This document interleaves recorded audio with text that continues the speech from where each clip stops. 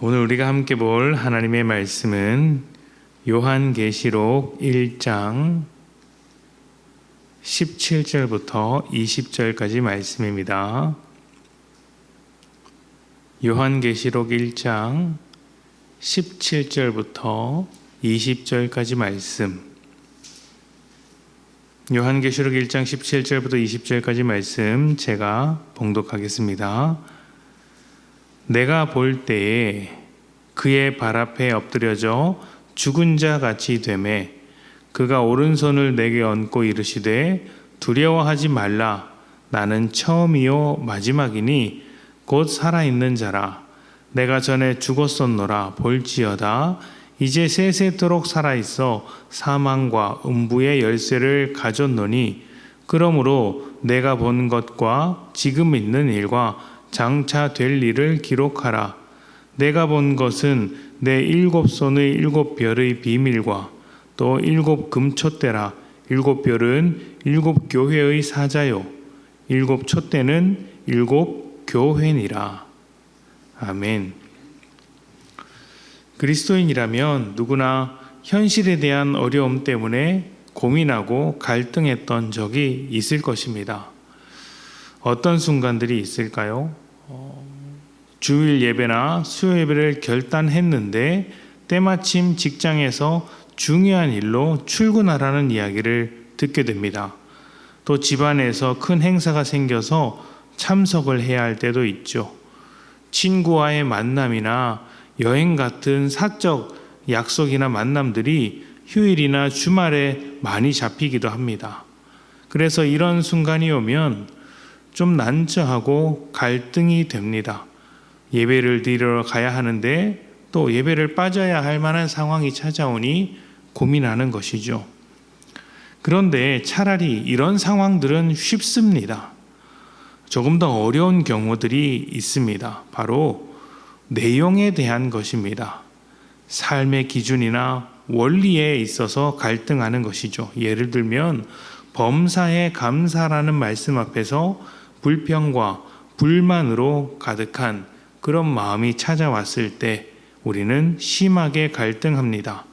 또 오직 주님께만 소망을 두라고 이야기하는데 세상에서 소망을 찾을 때도 많습니다.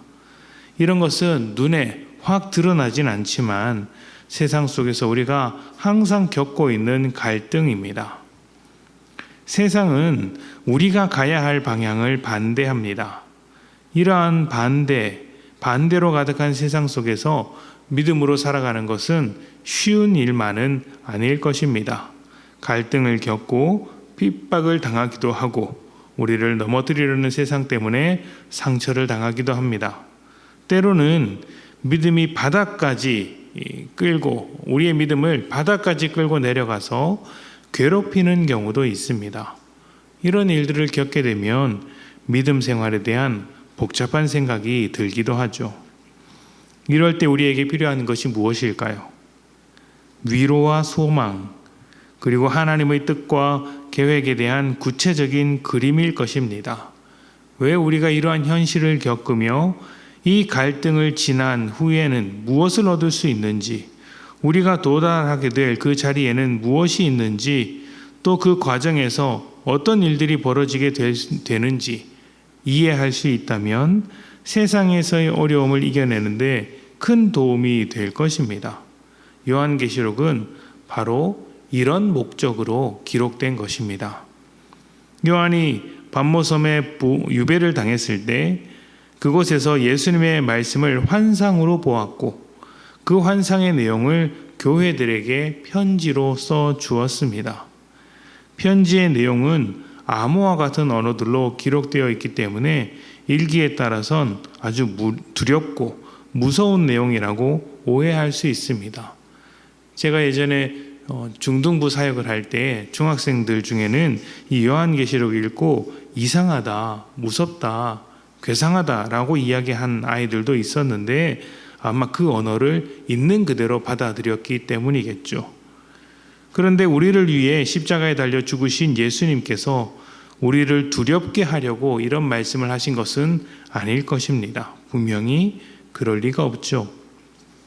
요한이 본 예수님은 7별과 7 금촛대를 들고 있는 영광스러운 모습의 주님이었습니다.